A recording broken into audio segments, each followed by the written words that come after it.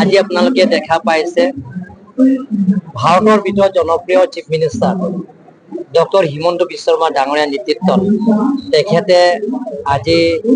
অসমত প্ৰত্যেক জিলাত আমাৰ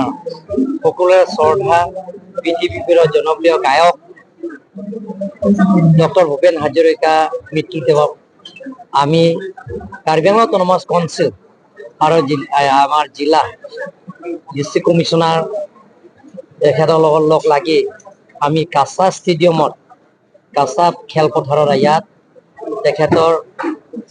মৃত্যু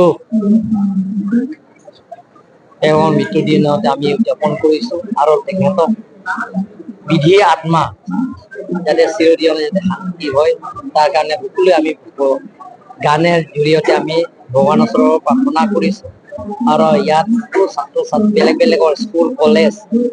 ইউনিভাৰ্চিটি ছাত্ৰ ছাত্ৰীবিলাক ইয়াত আহিছে সকলো দল সংগঠন বিলাক ইয়াত একেলগে আমি ইয়াত অৱগত কৰিছো লগতে ইয়াত কাৰ্বি আংলঙত স্থানীয় ৰাইজ সকলো জাতি জনগোষ্ঠী ইয়াত আহি